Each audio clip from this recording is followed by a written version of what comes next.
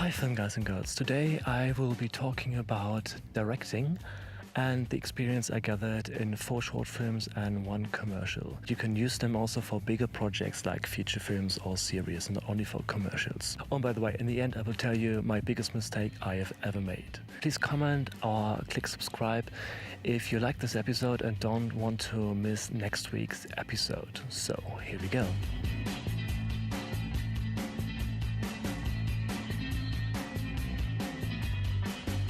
Oh, and by the way, I would like to state that I did not make all of these mistakes, just a few of them. So for example, I never did this. I never choose style over intention. So every shot should convey a certain atmosphere, a certain meaning. Don't use a shot because it's cool, because this is just style without content. Even if you shoot a short commercial, you should not be focused on cool stuff. Every shot tells a story, and cool is not a story. Also, don't rely all the time on close-ups to tell the audience how to feel. Be brave to go wide once in a while, like Breaking Bad does, to give the audience some relief, to step away from the action and to, form an own opinion. Not enough time to experiment is number 2. You should always have some time, leave some time for to talk with actors, to listen to actors, to try something new. And even if you have so much time, if the end of the day draws near, you should always have some time, have a backup plan if something breaks or something like this.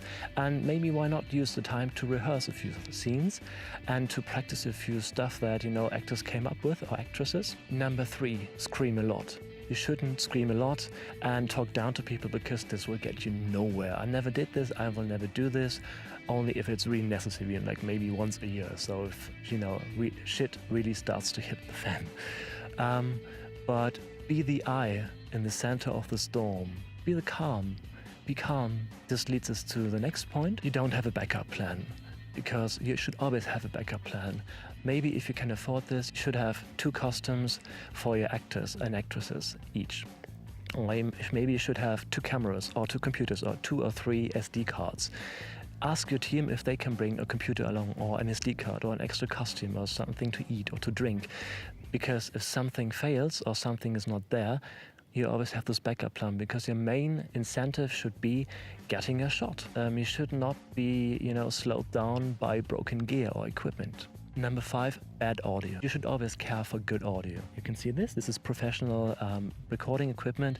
You can get away with unfocused shots and shaky hand shots and stuff like this. But if the audio is bad, this really shows that you're an amateur. So care for good audio. Number 6, an underdeveloped story. You go into a project and the story is not developed. So again, take your time to ask friends, to get some feedback, so that everything is fully developed and makes sense and is logical and enjoyable. Cliches. Everyone knows them, everyone uses them, but you shouldn't. Maybe it's a starting point, but then use some time and some elbow grease to turn this cliche on its head, because everyone has seen this. It's so boring. Don't use cliches. Maybe I do another episode on cliches and how to avoid them, because I really hate them. I do everything just to avoid them. Talk too much. I also had the tendency to talk too much, but when you're on set you don't have enough time, so be clear and simple when you communicate with the crew without being rude. This is a no-brainer, I'd say. Number 9, you have no rehearsals. I get it, you don't have a lot of time, but you should really invest in like 1 or 2 hours to really rehearse at least the first scene and the last scene. Because the first scene is really crucial for setting the atmosphere, for setting the tone, for getting to know the actors and actresses. So this should really, really work, and also the end should really work. I always remember a former gym teacher when I went to school who told me, or told us that if you do something really good, when like doing something in sports, put it in the beginning and in the end. And all the stuff you can't really do, put in the middle. So that doesn't mean you should put shitty stuff in the middle of your movie, but it means focus on a very good ending and a very good beginning to really draw the audience in. If you have time to rehearse the ending and the beginning of the scene or of the whole short film or commercial. You don't listen to other opinions. Listen to your crew. Sometimes they have really good opinions about stuff, and then make up your own mind whether it really, makes any sense to use this new information to make a scene better. Maybe sometimes it makes it worse, but listen to people if they have something to say. Not all the time, but most of the time. Next one is you only talk to the main cast. Great directors also take a lot of effort and time to talk to the extras and other people, just walking through the frame. So you should include all actors and don't choose any favorites. Do not go for a technical solution if the actors or actresses can do it. For example, this goes for a simple scene like an actor or actress needs to cry in a movie, and you just rely on the cut in the edit to make it more efficient to go for the close-up in the edit. Actor cries, you go wide, and then you go close and use a cut to make a close-up of the tears. This is pretty boring. It's a technical solution. Why not have the actors do it? Have someone step in, or maybe just walk closer to the actor, or walk to another actor and use a reaction shot without using a technical solution like an edit. So this is very simple, but don't rely on technical solutions if the actor or actress can do it. Next thing is give emotional directions. Don't use something like get angry, or worse, get more angry. Nobody can act like this, Use imagery. For example, if you want someone to get angry, use an image like you are an ape in the jungle and some other ape just stole your banana. This allows the actor to really craft his or her own performance and fill this with something more. Otherwise, you will just get angry and eliminate any subtext by just play angry. Of course, this always depends on the thing that you're going for, and you should also be ready to refine this image. So what kind of banana? Are there more apes? What kind of jungle? Maybe even a parrot in a city eating a banana. I don't know. Just make up some weird stuff like I do, and don't confuse the actors. Again, be simple and clear when you communicate stuff.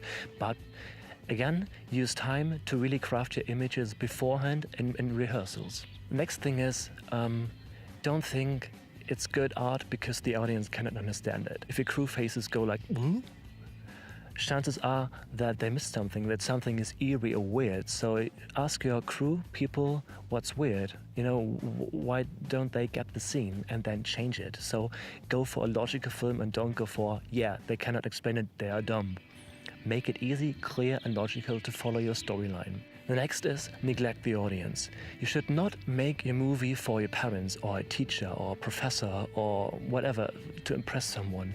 Make it for yourself and keep the audience in mind. What do people want to see what do they expect if they go to the movie theater? And the last thing is a bonus tip. This is my worst mistake I ever made. If you have a tight budget, be sure to ask everyone what they will bring to the table. If someone says, I've got a friend who will help out, you normally don't expect them to be paid because this is a friend helping out. But if this friend ends up costing you $50 an hour and stuff like this, I needed to pay this out of my own pocket to keep everyone happy. I did this once and I will not do it again. So if someone says, I'm bringing a friend along, I could get some equipment, always ask, what's the cost? How much do I pay for that? And if you have to pay for this, you have to find another way to stick to the tight budget. So anyway, that's been it. Thank you very much for listening and watching. And again, please click subscribe or comment below. Thank you very much for watching. Stay curious, keep on learning, and please subscribe. See you next time. Bye.